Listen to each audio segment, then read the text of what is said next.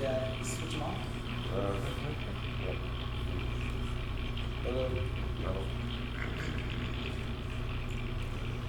Hello. There we go. Hello? Hello? Hello. Hello. And Hello. testing? All right, there we go. Well, Hi, thanks for sticking around for the Q&A. We're very excited and honored to be joined by the two filmmakers here. We have, there we go. We have, Andre? yes, Nick. yes, Nick, I'm yes. Nick, yeah. Hi. So I wanted to ask you, first things first, this is a, like Jonesy says at the beginning, this is a very well-trodden story. This is, rock and roll loves their mythology, especially, the mythology of the Sex Pistols. I think it's one of probably the biggest myths of, swirling around in rock and roll history. What brought you to this subject? And what brought you to take on this book? Well, first off, I read this book when I was in my early teens. I was a huge Sex Pistols fan. Like, once I listened to the Sex Pistols, it literally changed my life. Like, my upbringing was weird, and that's a whole other story. But, so I read this book when I was a teenager, and the Sex Pistols were my number one band always. And I had just directed a Randy Rhoads documentary when I met Nick, Me. who happened to know Glenn and was in the midst of starting a documentary about his life, but he needed help kind of putting it together. And Is this on? There you go. Hello? Okay. Yeah. So, I take a long time making any films that I made, and I was in London on what was going to be a Clash project, which fell apart spectacularly. And I knew Glenn through a friend, so we had a cup of tea, and he gave me the book. So I'm geared up to shoot in London, so let's switch from that project to this project. And we started off on this adventure, but then I take a long time procrastinating and mucking about and whatever. And then I had a ghosting meeting with Andre and just shooting the breeze and stuff because we had Motorhead in common. Basically, he distributed the film on Lemmy, and I was still at Motorhead. That's my film school. And I said, just as we were leaving at the meet in the coffee shop, he said, "What else you got?" And I said, "I've got this Glenn Matlock project." And he said, whoa, sit down. And he was like the biggest fan of the Sex Pistols. And within 4 weeks, and anyone that knows anything about anything knows that it takes a long time to get anything going in LA. And 4 weeks later, we were shooting. This is how much this man keeps his word. And he had the backing of this great organization. well, it's my company, so I can kind of make decisions. And if there was one decision I was going to make about putting money into anything, it was this. I think it's the first time I've ever shook someone's hand in Los Angeles, and there's not been some kind of kerfuffle. It's like, oh, when we said yes, we kind of meant maybe, but that's not the case. In fact, my girlfriend says that he's the only man that so kept his word. Shucks. Shucks, yeah. With a project like this, I love that you spoke about your passion for the Pistols and for, when sort of punk, when you enter the scene or when it gets its hooks into you, it changes your life forever, and you never are, you're changed forever. You're never the same. And I was just wondering, what was your, your introduction to this music, and how did you come up in the scene? Well, punk rock, it's organically passed around from friends to friends. And I remember being 15, my best friend was like, "Man, you gotta listen to this." And I listened to Sex Pistols. We played it in the car, but I was like, "Yeah." And then I was visiting my grandma in San Francisco, and I bought the Bullocks. And I put it in my car, and I turned it up, and for 3 hours I was driving around in circles, and it was just that. It became my life, and guys hear punk band for 30 something years because of that. It changed my life. Like, the one thing you said I want to go to is there are other Sex Pistols documentaries, really good ones. And then there's the Pistols series. So it's like when I interviewed Steve Jones, it was a fucking tough interview because he was like, this story's already been said. I mean, he meant it. Like, he was not having it. It was like the worst interview of my life because he challenged me so hard. But, so the tough thing is what are we going to do that the other Pistols docs haven't covered? And it's Glenn's story. He's not been justified as he should be in history as far as the guy behind the band. It really was a musical one. Yeah, I found that really fascinating.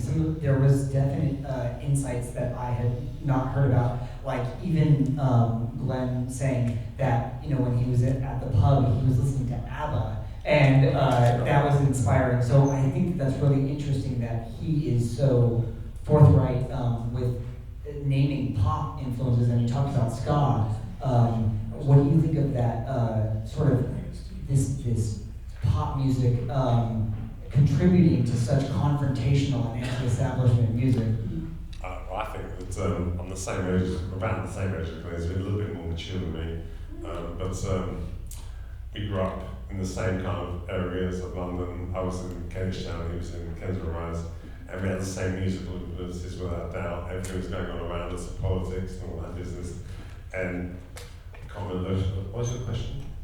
Oh, just that, there was just that I thought that was there anything that was enlightening to you about that you had discovered about this stuff? The influences are all around us that kind of touched on everything. I know Johnny Rotten was into Hawkwind and those alternative bands like Band Rock Generator, and Dennis into the Small Faces and blah blah blah, and the sort of kind of reggae influences as well, like the Scatterlights he mentions in the film, and it was all in those working class areas of London that was very relevant to growing up there, and his influences are like my influences. But punk at that time, everyone was hiding behind something, guitars or cameras or whatever, and it was an amazing time to be young. It was an amazing time to be in London.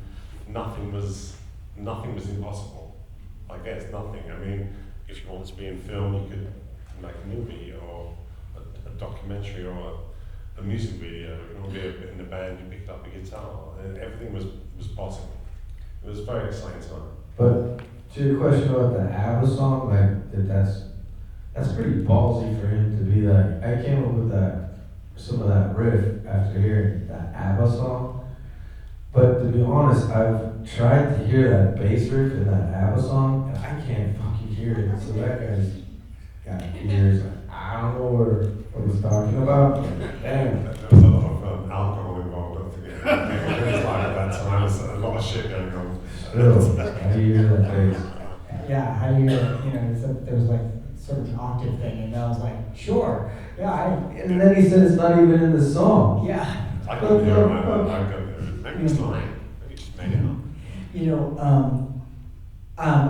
One thing that I really loved was the back and forth that you showed between Jonesy and Danny Kleinman of Bazooka Joe about how that I thought that was brilliant filmmaking of that. They unplugged us. No, we didn't. Yes, they did. I was there, and I was wondering if you encountered any more sort of in your interviews, any more conflicting narratives like that, or if people had different versions of the events, and which ones you chose to explore. Well, Debbie Harry didn't really remember much, so that's why she had Chris next to her.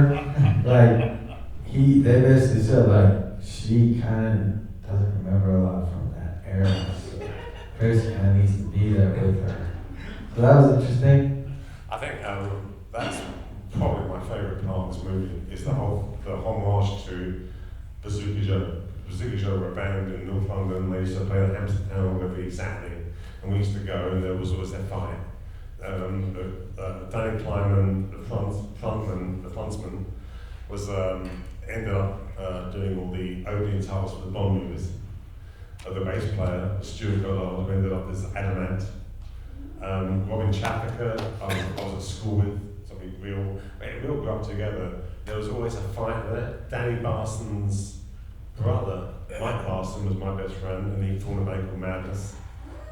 So that band, Bazooka Joe, had such a great foundation. In fact, there's a documentary, a great foundation of what eventually happened with pub rock. They were unbelievably a foundation of everything. The fact that they were the band that unwittingly introduced the Sex Pistols to the world is another story, another part of the story, and so I love that, and I was born in Cambridge Town. Hampstead's up the road. In fact, Stuart Goddard, as Adamant, threw a carburettor through a window of a pub in Cambridge Town, and it was before he went to the hospital. Oh, and the other thing is I have to say, like, Billy Idol was so into this interview. Like, yeah. Man, he showed up, and he had a stylist with them, took him in his room, he wore the punk threads. He was, I love that interview. Billy. He was so good, though, Billy Idol. We pursued him for we were like stalkers to a certain extent. I mean, after probably 6 months, we said, do you want to be in this? Do you want to do this? Do you want to do this? And we were just coming to the end of the whole shooting element, and we were about to go to post-production. I think we might have been in post-production. And he just called saying, yeah, I'll do it. As if it was it's cool. hard. Making documentaries is really hard because you don't know what you're going to get. It's much harder because I produce a lot of films, and making a documentary is fucking hard. It's like puzzling things together. You have no idea what those puzzle pieces are going to be. I think we both left saying, I don't want this for a long time. I mean, I don't know, but give me a couple of years. You know. Yeah, speaking of puzzle pieces, are there any puzzle pieces or, parts that had to be left on the cutting room floor that you're like, oh man, I wish I really could have put this in there? There's a lot more Sid Vicious stuff. But I have to say, like the whole Sid and Nancy, there was a lot more. But, the whole thing with Glenn, it's kind of weird. Like, it's touchy with him. He didn't really like seeing that much Sid there. And we didn't want to disrespect him. And, we'd have weird situations like the Punk Rock Museum, We'd go there and there's this whole Sex Pistols display and not a single picture of Glenn. And that's just fucked up. And he's doing the tour and having to go to his section and there's no pictures of him. And there was like weird things where we were in the UK shooting interviews, and there was a studio and they had all these Sid Vicious, or they had a couple big Sid Vicious posters that they took down when Glenn came, because, I think there's some hurt there, man. And that's the musicality of Glenn as well. I mean, the musicality of Glenn massively contributed towards, anyone can see it, about, that band was special because of all the elements, but really especially because of some kind of musical heritage. And Sid was a karaoke guy, basically, as far as I can see. But he came along and he played. He never played a note on the records, so there you go. That tells everything. But he's quite understandably a punk icon because he looked the part. I was at a party with them, and they all looked. I remember there was a party at a club called the Roxy, and there were the Sex Pistols on a sofa, and then the Slits playing behind them, and he looked completely, absolutely right. He looked amazing, but it's Glenn playing. And I think it's a really real testament to Glenn as sort of wise and understanding that he this, for all intents and purposes, this is a guy that took his thunder and took his spot, and he's nothing but generous. When in the documentary, he said we played a show together, we played shows together. We I offered to have lessons on teach him lessons on the bass, and I just think that's a really interesting insight to his character. Glenn's a great man. I mean, I have to tell you, like, he's a very personable human being. I mean, he didn't even know me, like, that well, and I told him I was gonna go visit Austria, and on this trip, and the next thing you know, he's texting me all this info on Austria and where I should go. He's really a caring person. He hates this. He hates being such a nice guy. He is such a loving guy. I shot with him, which we never included this in the film, but I shot with him in Paris. I mean, we got the Eurostar to Paris, and I ran down the front with the camera, and as the crowd was walking towards us, dissipating, and all that, there was no Glenn. I expected Glenn to be walking through the crowd, and at the end of it, there was an empty platform, and Glenn was now helping old ladies off. He can't help himself. It's like he's such a nice guy. He likes the Beatles. Yeah, he likes the Beatles. And can we forgive that? I don't think so. But in all of it, though, I think everybody was really respectful. Everyone. No, they weren't. That's not true. Gentlemen, really. They weren't all very respectful. Okay, well, except for Steve Jones. But there was a couple people that didn't show up for their interviews.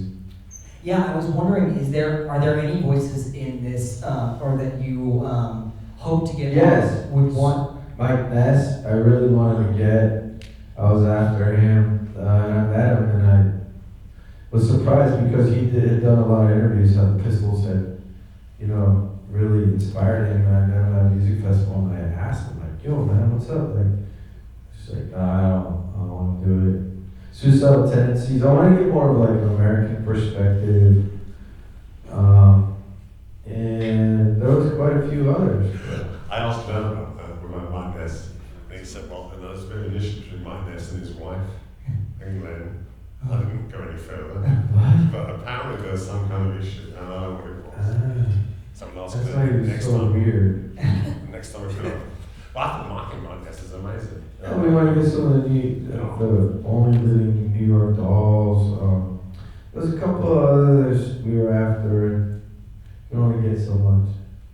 That ended somewhere. Yeah, I mean, I do think that it was really the Joan Jett.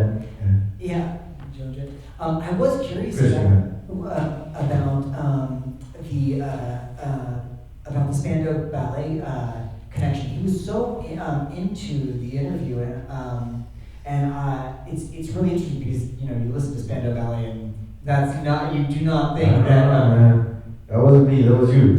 Yeah, I know Gary. Gary's great, and so that was an easy get.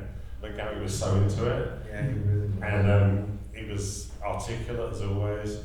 But Spandau Ballet were the net result of the crossover from punk to New Romantics, which you can, the link there is the Rich Kids, without a doubt. Everyone acknowledges that. It's like punk, Rich Kids, Spandau Ballet, and you can almost hear it on Spandau Ballet, but New Romantics is.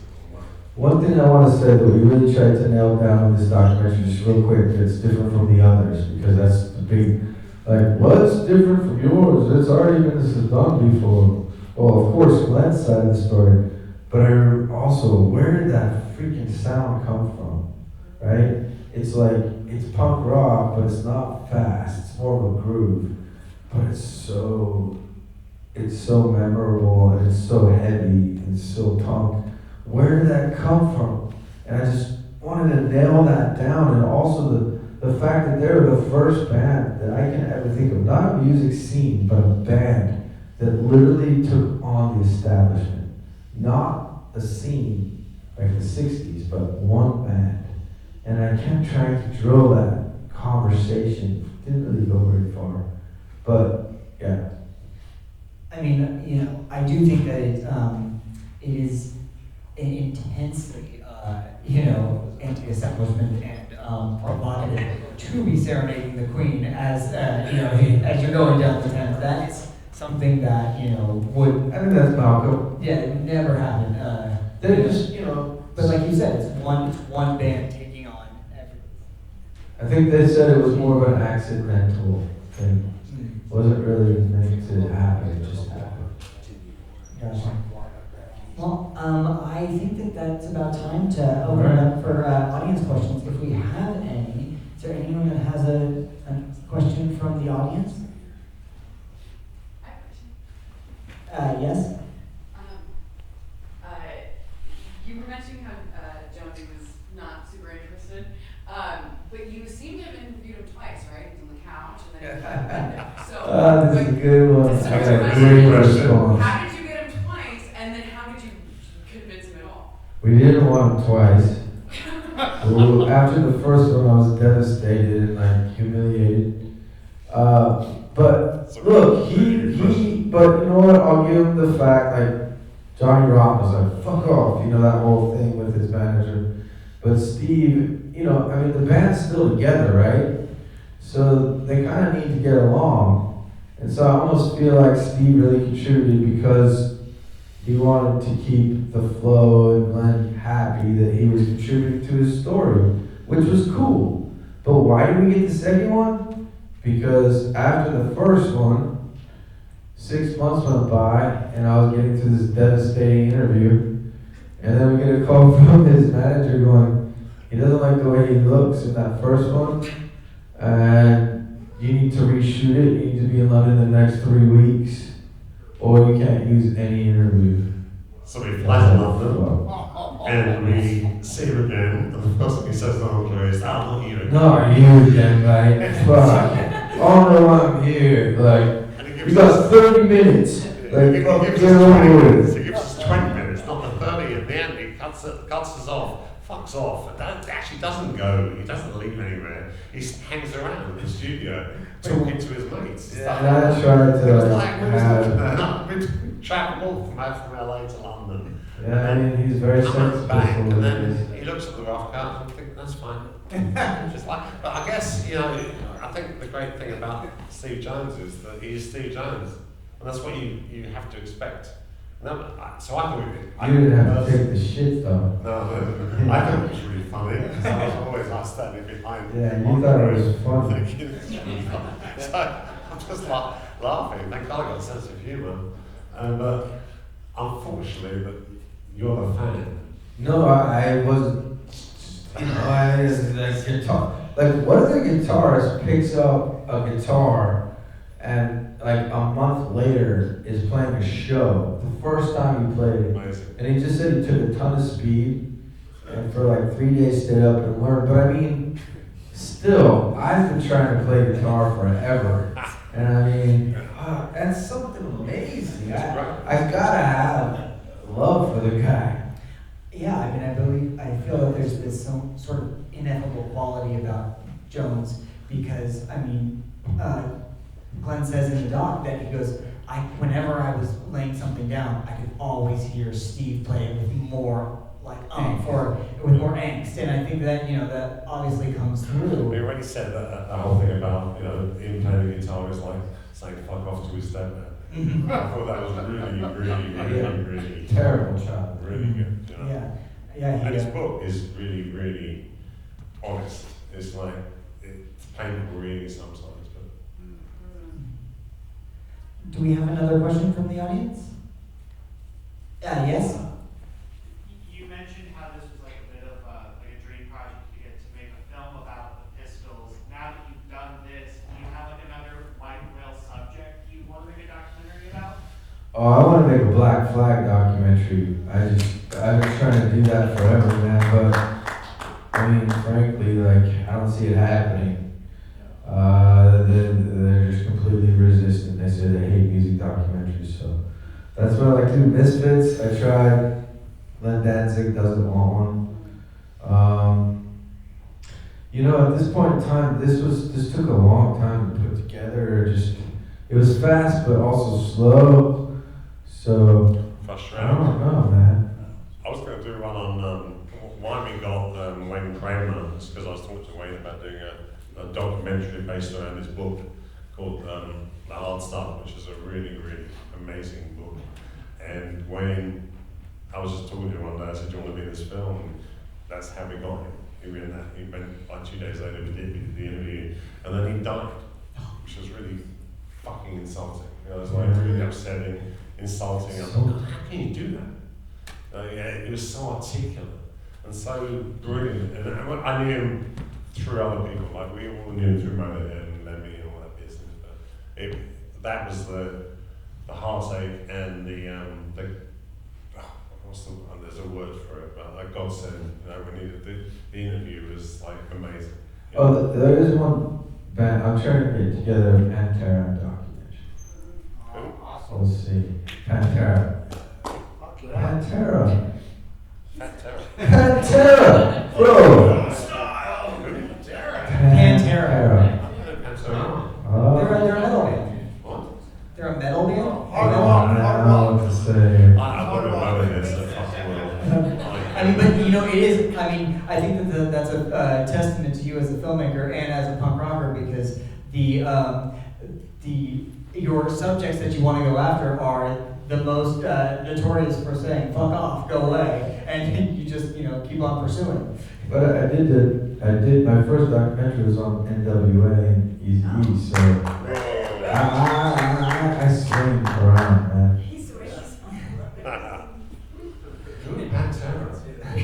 Bro, I don't know what to say, man. That's You need to send him some Pantera so that he. No. If you like Lemmy, you should like. Yeah. I grew up with Motorhead. But Pantera is kind of metal, dude. I mean, it's kind of hard not to say, a metal band is influenced by Motorhead, but they're very influenced. They're more 90s, like it was later. Well, if there's not any other questions, thank you so much. I just wanted to make a quick statement. Yes. I wanted to say I applaud you gentlemen, you did a fine job. Thank you so much. I think a lot of news. The footage, the audio, the pacing, it was fantastic. Thank you very much. Thank You you. did a fine, brilliant job. Thank you so Brilliant job. much. Thank you. Good to see you guys. Brilliant job. Cheers, man. There's another question. Well, when I read Jonesy's book, he talked that Chrissy High was more involved in putting them together from the store, from the clothing store. Was she just not interested in being part of the documentary, or did you guys just find that really wasn't the case? I met Chrissy Hind in Maida Vale with Glenn, and she joined us for pizza with a dog. Why did she interview I was me? really nice to her. She was really nice as a human being, and then we reached out and she said no. Sounds like Chrissy. She just said no. Sounds like But as Chrissy. far as it goes, like, there wasn't a lot of talk from a lot of people we met that she was that instrumental in the Pistols, other than as we cover in the documentary, that she was involved with bringing in one of the record producers. But I don't think she was like, there wasn't a lot of stories that she was instrumental in the band coming together. That is something that's that I really admire about this doc in particular. And I've seen a lot of Pistols docs and a lot of 77, 76, 77 UK punk docs and things like that. And I've read a lot of books, and then there was that TV show. A lot of those perpetuated those myths and those misconceptions. That I really think that this doc in particular, aside from you getting to the bottom of who Glenn is, but it's really about accuracy, about factuality. And I think that's really something that's commendable as well. Thank you. Thanks everybody for coming tonight, man. I appreciate it. Thank you so much.